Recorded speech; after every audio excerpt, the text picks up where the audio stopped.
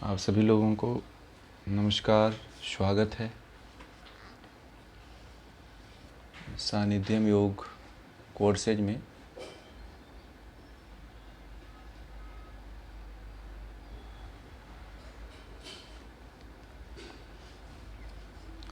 घिरण्य संहिता के व्यवहारिक सत्र में धारणा प्रणाम धारणा प्रकरण चल रहा है। इसमें 4 धारणाएं हो चुकी हैं। आज जो है 5वीं जो धारणा है, जो 5वां जो तत्व है, आकाश तत्व, आकाशीय धारणा। महर्षि घिरण्य ने इसको नभो धारणा भी कहा है। जो नभ मतलब आकाश या आकाशीय धारणा, आकाश से संबंधित है। इसका अर्थ भी उसी से लेना चाहिए। प्राकृतिक चिकित्सा की दृष्टि से देखा जाए तो जो हमारे शरीर में आकाश तत्व विद्यमान है,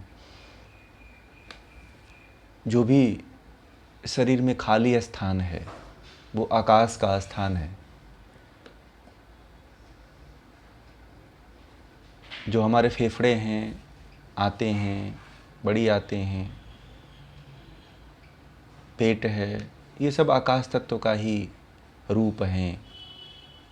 जहाँ पे खाली स्थान होता है वहाँ पे आकाश तत्व विद्यमान रहता है। बिना आकाश तत्व के जीवन नहीं चल सकता है, ना ही जिया जा सकता है। हमारी शरीर जितने आकार में है उतनी जगह में आकाश तत्व स्थान दे रखा है हमारे शरीर को। आप किसी सांचे में अपने शरीर को डालिए, किसी बाल्टी में अपने आप को डालिए, किसी पानी से भरे हुए टंकी में अपने आप को डाल के देखिए, जितना शरीर है उतना पानी बाहर निकल जाता है। उत्प्लावन का जो नियम है, जो आप लोगों ने हाई स्कूल इंटर में पढ़ा होगा, तो उत्प्लावन का सिद्धांत यही कहता है कि जितना हमारे शरीर का द्रव्यमान रहता है उतना, अगर हम पानी में जाते हैं तो उतना द्रव्यमान का पानी बाहर निकल आता है। वैसे ही इस ब्रह्मांड में, इस सृष्टि में हमारा शरीर जितना आकृति का है, जितना द्रव्यमान का है, उतने जगह में, उतने स्पेस में, उतने द्रव्यमान में जो है घिरा हुआ आकाश तत्व ने स्थान दे रखा है। इस बाह्य रूप से और आंतरिक रूप से भी इस शरीर को स्थान मिला हुआ है वायु आकाश तत्व का। इस पे ध्यान बहुत कम लोगों का जा पाता है कि आकाश नाम का भी कोई तत्व है। आकाश नहीं होता तो आपको स्थान नहीं मिलता। इसको समझना है तो आप एक छोटे जगह पे रह करके देखिए। अपने आप को एक छोटे से 3x2 के रूम में कैद करके देखिए आप। फिर पता चल जाएगा कि आकाश का कितना अस्तित्व है, आकाश की कितनी महत्ता है, जो पूरे ब्रह्मांड में हमें विचरण करने के लिए स्थान देता रहता है। आकाश की तरफ हम कभी नज़र ही नहीं दौड़ा पाते हैं, कभी हम ध्यान ही नहीं केंद्रित कर पाते हैं कि आकाश नाम का भी कोई तत्व है जो इस भारी भरकम शरीर को कहीं पे भी स्थान दे देता है। हम उसके प्रति कभी कृतज्ञता नहीं प्रकट कर पाते हैं कि आकाश नाम का भी कोई व्यक्ति है। हमें कोई अपने घर में स्थान देता है तो हम उसका धन्यवाद देते हैं कि 1 दिन के लिए, 2 दिन के लिए कोई स्थान देता है, रुकने के लिए, ठहरने के लिए या आतिथ्य के लिए, तो हम उसको धन्यवाद देते हैं। मगर जो आकाश तत्व है, जब से हमारा जन्म होता है, हम एक बच्चे के रूप में जन्म लेते हैं और बच्चे से धीरे धीरे बड़े बड़े होते होते एक बड़ा शरीर ले लेते हैं, और ये आकाश तत्व हमको स्थान देता ही चला जाता है। और हम जहाँ जाते हैं, पृथ्वी पे जहाँ पे भी विचरण करते हैं, जहाँ पे भी घूमते हैं, वहाँ सभी जगहों पे हमें स्थान देता है। बाकी सभी तत्व सीमित हैं, आकाश की तरह कोई असीमित नहीं है।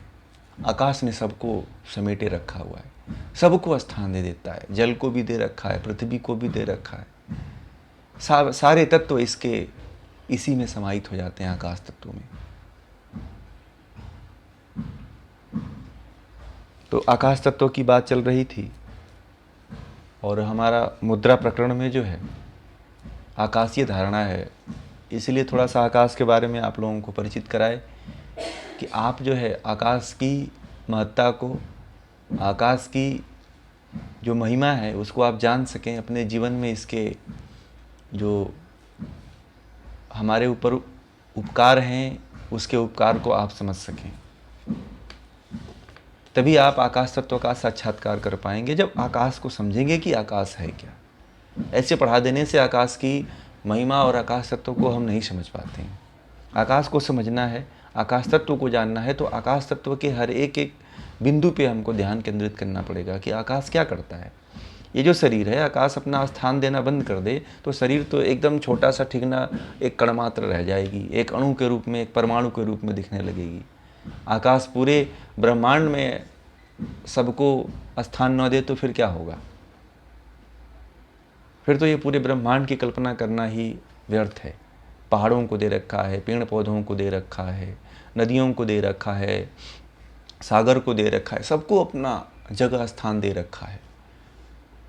और चाहे जितना कोई आकाश में भ्रमण कर ले, विचरण कर ले, सबको एक सहर्ष जो है स्थान देता रहता है। हम कभी इस आकाश तत्व को समझने की कोशिश ही नहीं करते हैं कि है क्या। केवल हमें जल दिखाई देता है, प्यास लगती है तो जल तत्व की अनुभूति होती है, भूख लगती है, ठोस पदार्थ पृथ्वी तत्व की अनुभूति हो जाती है, ताप की आवश्यकता होती है, दृश्य के देखने की आवश्यकता होती है तो अग्नि तत्व को महसूस कर लेते हैं हम। और हवा जीने के लिए हवा की जरूरत पड़ती है तो वायु तत्व को अनुभव कर लेते हैं।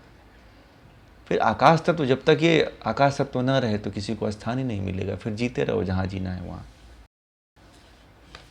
तो ये आकाश तत्व है। और आज का जो आकाशीय धारणा है उसमें 2 श्लोक महर्षि पतंजलि ने बताए हैं। उन श्लोकों को पढ़ेंगे, उसके अर्थ को समझेंगे, फिर हम जो है इसकी व्याख्या करेंगे। तो पढ़ते हैं इसके श्लोक को। यत् सिंधौ वरद शुद्ध वारी सदृशं व्योमाख्य मुद्भासते तत्वं देव सदाशिवेन सहितं बीजं हकारान्वितं प्राणांस्तत्र विलीय पंचघटिकाश्चित्त तत्वान्वित धारयेत ऐसा मोक्ष कपाट भेदन करी कुरियान्न नभो धारणा। आकाशी धारणां मुद्रां यो वेत्ति स योगवित् न मृत्युर्जायते तस्य प्रलये नावसीदति। ये 2 श्लोक हैं। इन 2 श्लोकों में आकाशीय धारणा की विधि को बताई गई है और इसके लाभ को बताया गया है कि इसके धारण करने से, इसको करने से, इसके अभ्यास को करने से क्या हमें प्राप्त होता है, कौन सी सिद्धि प्राप्त होती है, ये सभी महर्षि गरंड ने इस धारणा में बताया है। सबसे पहले आकाशीय धारणा करने से पहले हम किसी आसन का चयन करते हैं। आसन में स्थिर होकर के जब तक हम आसन को सिद्ध नहीं कर लेते हैं तब तक आकाशीय धारणा नहीं कर पाएंगे। तो सबसे पहले हम किसी आसन का चयन करें। आसन के चयन करने के बाद जो है इस आकाश तत्व की धारणा के लिए, आकाश तत्व का साक्षात्कार करने के लिए जो है हमें जो है उस तत्व का जो हर धारणा में वही प्रक्रिया आई है। सबसे पहले उसके वर्ण का ध्यान करना है, उसके रंग का ध्यान करना है।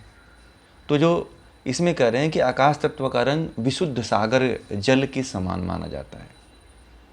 आप देखे भी होंगे आकाश का तत्व नीला है। ऐसे ही जो है सागर का जल अगर देखें तो सागर का जल भी नीला होता है। जैसे आकाश दिखाई देता है वैसे ही समुद्र का जल दिखाई देता है। तो कह रहे हैं कि आकाश तत्व का रंग जो है विशुद्ध रूप से सागर के जल के सदृश, मतलब जल के समान होता है। फिर कह रहे हैं कि इसका जो बीज मंत्र है वो हम है। हम मतलब हकार।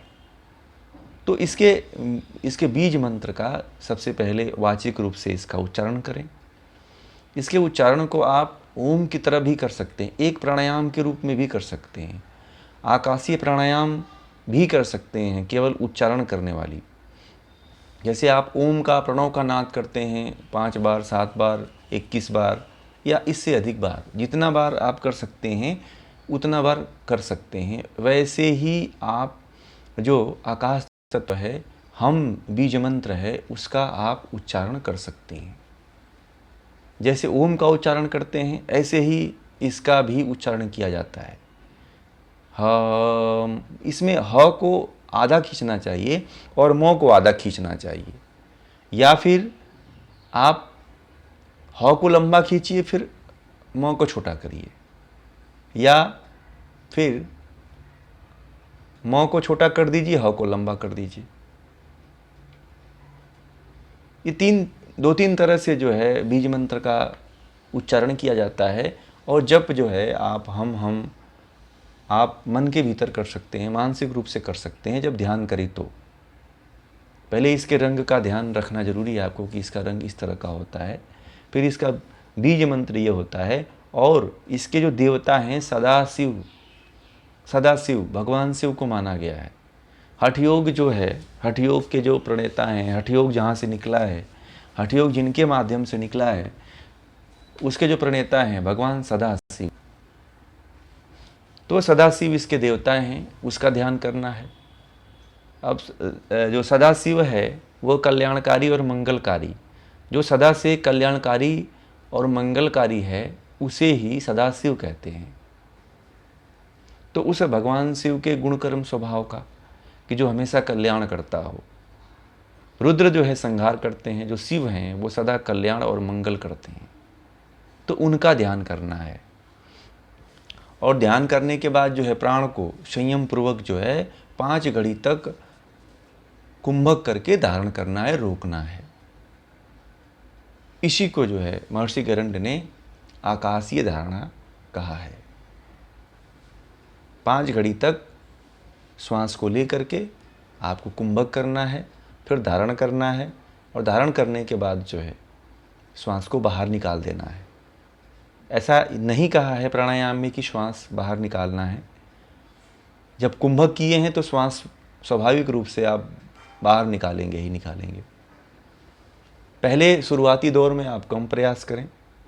पहले आप 10 सेकंड से प्रारंभ करके आप 30 सेकंड तक लेके जाएं, 30 से 45 सेकंड तक लेके जाएं, फिर 60 सेकंड तक रोकें, फिर 1 मिनट से ऊपर ले जाएं, फिर उससे भी ऊपर ले जाएं। तो धीरे धीरे अगर प्रयास आप करते रहेंगे तो आप श्वासों को रोकने की क्षमता आपको प्राप्त हो जाएगी। इसका आपको कठिन अभ्यास करना पड़ेगा प्राणायाम का।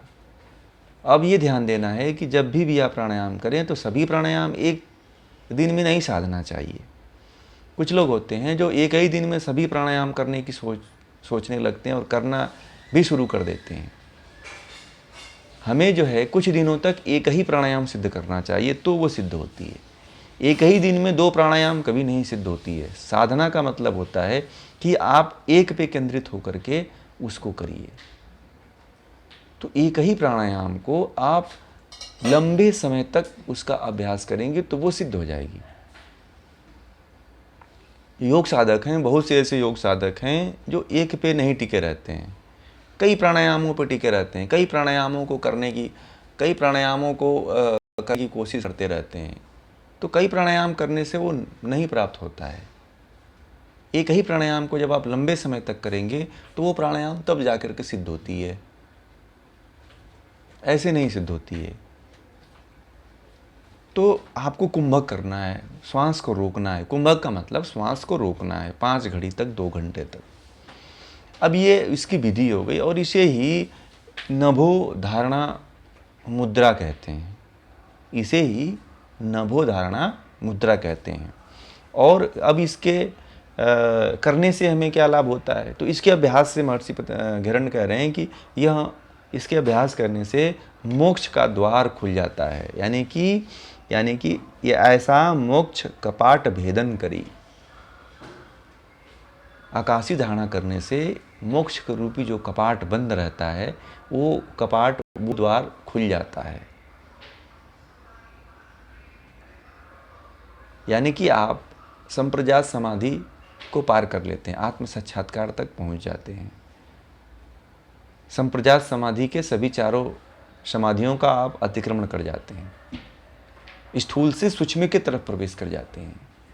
ये स्थूल में ही आता है। ये आकाश जो तत्व है, जो हम संप्रजात समाधि में जो स्थूल तत्वों का जो साक्षात्कार करते हैं, वो संप्रजात समाधि में करते हैं। यानी कि अभी आप स्थूल संप्रजात समाधि में, तो इस संप्रजात समाधि में जब व्यक्ति पहुंच जाता है तो मोक्ष का द्वार खोल लेता है वो। ऐसे ही यहाँ पे भी है कि आकाशीय धारणा में जो है आप जो है मोक्ष का द्वार खोल ले रहे हैं। यानी कि जो मुक्ति प्राप्त करने का जो रास्ता है वो पूरा उसका रास्ता खुल जाता है। इसे ही कहते हैं कि इसको करने से ये मोक्ष का रास्ता खुल जाता है। जो इसकी, और जो योगवेत्ता, अब ये कह रहे हैं कि जो योगवेत्ता आकाशीय धारणाओं को जानता है उसकी मृत्यु नहीं होती है। जो योगवेत्ता, योग का ज्ञाता, योग के जानने वाले योगवेत्ता जो आकाशीय धारणा को जानता है उसकी मृत्यु नहीं होती है। मृत्यु को जीत लेता है वो।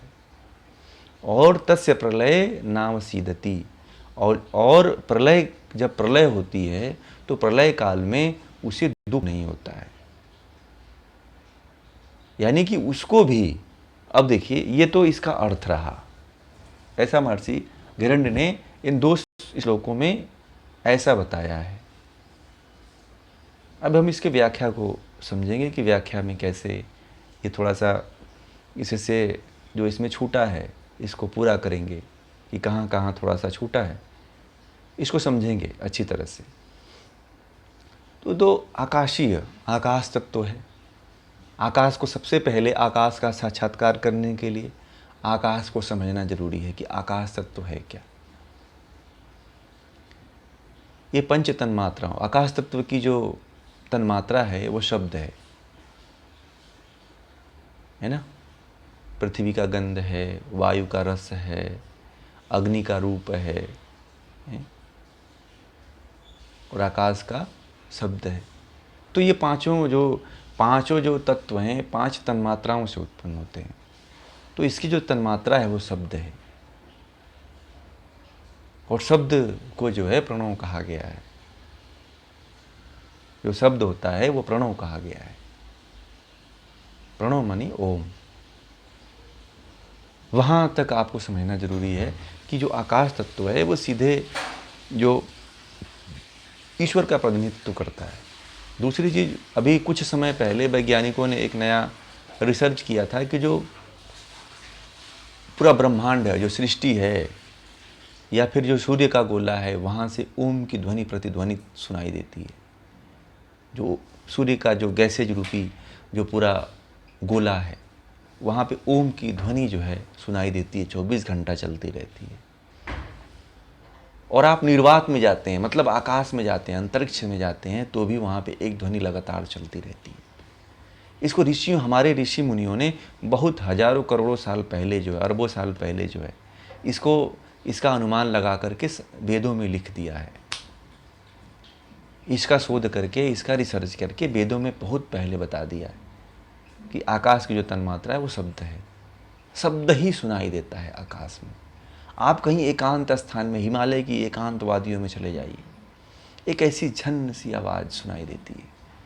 कभी आप महसूस करिए, एकांत में, एकांत वन में, ये जो शोर शराबे, गाड़ी मोटर, लोगों का कोलाहल, इससे दूर होकर के कहीं एकांत में आप 1 आध घंटे, 2 घंटे या 10 मिनट या 15 मिनट या आधा घंटा, 1 घंटा बैठ करके देखिए। उस निर्वात में चले जाइए, फिर आपको एक शब्द सुनाई देता है। महसूस करेंगे तो, उस शब्द को सुनने का प्रयास करेंगे तो सुनाई देगा। नहीं तो आपके भीतर तो इतने शब्द चलते हैं कि आदमी बैठे हुए भी बात करता रहता है, अपने आप से बोलता रहता है, बक बक बक बक करता रहता है। तो उस शब्द को सुनने के लिए आप एकांत निर्वात में जाइए, कहीं अनुभूत करिए उस शब्द को। आकाश तत्व का साक्षात करिए, देखिए क्या है आकाश तत्व। उस पूरे ब्रह्मांड में वही शब्द गूंजता रहता है।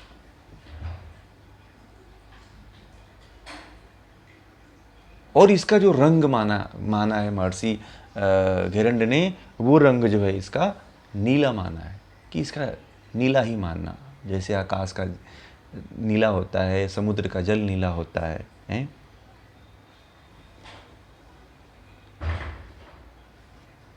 वैसा आपको मानना है। और जो इसका बीज मंत्र हम है, इसके बीज मंत्र हम का, हकार का उच्चारण करना है। और हकार जो होता है वो देखिएगा, शुरुआत जब होती है, जब आप एकांत में जब जाएंगे, पहले बताया आपको कि कहीं एकांत में जाइए तो हम ऐसा शब्द सुनाई देता है, झंकार, यानी कि हम को झंकार लोग बोल देते हैं, वो हम शब्द है। जो एकांत, जब कहीं एकदम एकांत वातावरण में जाइए तो जो हम शब्द है, हम ऐसी आवाज़ आती है।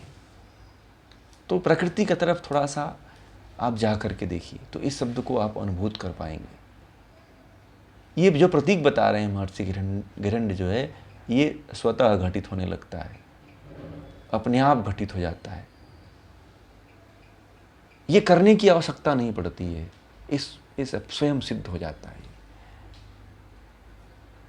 और जो इसके देवता हैं, जो भगवान शिव हैं, मंगलकारी हैं, जो कल्याणकारी हैं, जो सदा से मानव का कल्याण करते चले आ रहे हैं, ज्ञान से, विज्ञान से। ऐसा नहीं कि प्रकट होकर के कोई आपके ऊपर बहुत बड़ा कोई वज्र दे दिए या फिर कोई ऐसा सोने की छड़ी दे दिए जिससे सबका कल्याण हो जाए, ऐसा नहीं। किसी का कल्याण जब देवता करते हैं, जब ईश्वर करता है तो उसको ज्ञान देता है। ज्ञान के द्वारा ही व्यक्ति मुक्ति प्राप्त कर सकता है। किसी के द्वारा दिए हुए सिद्धि और किसी के द्वारा दिए हुए धन से, किसी के द्वारा दिए हुए वस्तु से, किसी के द्वारा दिए हुए पदार्थ से किसी की मुक्ति नहीं हुई है। पुराणों में जैसा कपोल कल्पित बातें लिखी हुई हैं कि देवता जो है, ये व्यक्ति तप करने लगा, तपस्या करने लगा, प्रकट होकर के उसको आशीर्वाद दे दिया, ऐसा नहीं होता है। ऐसा कहीं लिखा ही नहीं हुआ है कि कोई प्रकट हुआ और आपको वरदान दे दिया कि आप ऐसे हो जाओगे, ऐसा नहीं। रावण जो है अपने कर्म से जो है महान हुआ था, तपोबल से, अपने तप से उसने शक्तियाँ अर्जित किया था। क्या जितने भी राक्षस हुए हैं, उन सभी राक्षसों ने अपने तप और बल से शक्तियाँ अर्जित किया है। चाहे देवताओं ने भी अपने तप और बल से ही, ज्ञान से जो है शक्तियों को अर्जित किया है। कोई भी व्यक्ति ऐसे उसको नहीं शक्तियाँ और बल आ जाते हैं। ज्ञान जो होता है वो व्यक्ति को बलवान कर देता है, वो व्यक्ति को मजबूत बना देता है, स्वच्छंद विचरण करने के लिए एक सांड की तरह छोड़ देता है। ज्ञान ऐसा है कि फिर किसी व्यक्ति वस्तु की आवश्यकता नहीं पड़ती है, जो ज्ञान पिपासु हो जाता है, जो मुमुक्षु हो जाता है।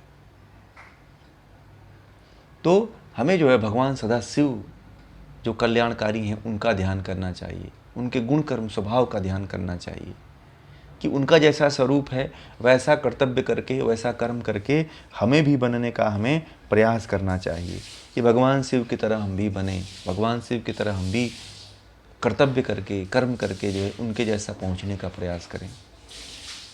जब वहाँ तक हम पहुँच जाएंगे तब हम किसी मानव मात्र का कल्याण कर पाएंगे। जब तक हम अपना उद्धार नहीं कर पाते हैं तब तक किसी भी मानव मात्र का कल्याण नहीं कर पाएंगे। और जो भी धारणा, जो पांचों धारणाएं हैं, उन कुंभक अच्छी तरह से लगा पाते हैं। बिना कुंभक के आप कोई भी धारणा नहीं कर पाएंगे, ये ध्यान रखिए। तो पहले आप अच्छी तरह से कुंभक करने के लिए सीखिए, कुंभक करने का अभ्यास करिए, कठिन अभ्यास करिए, तो फिर आप ये पांचों कुंभक में बताई हुई धारणाओं के लाभ को प्राप्त कर सकते हैं, अन्यथा नहीं कर पाएंगे। ऐसा नहीं है कि 2 घड़ी में, कम घड़ी में भी हो सकता है कि आपको सिद्ध हो जाए, एक आध घड़ी, आधा घड़ी में भी हो सकता है कि आप जो है इस धारणा के कुछ % तक आप सिद्धि कर पाएँ। ये तो बहुत प्राचीन सदियों से चली आ रही परंपरा में ऐसा कहा गया है। वहाँ उस समय, जिस समय उन्होंने महर्षि घेरंड ने बताया होगा, उस समय देश काल वातावरण सबका अलग अलग प्रभाव रहा होगा। आज का जो देश काल वातावरण है वो पूरी तरह से बदल चुका है। तो हो सकता है कि उसके उतना ज़्यादा समय न लग करके कम समय में भी सिद्ध हो सकता है ये धारणा। तो इस तरह से आप इसका अभ्यास कर सकते हैं।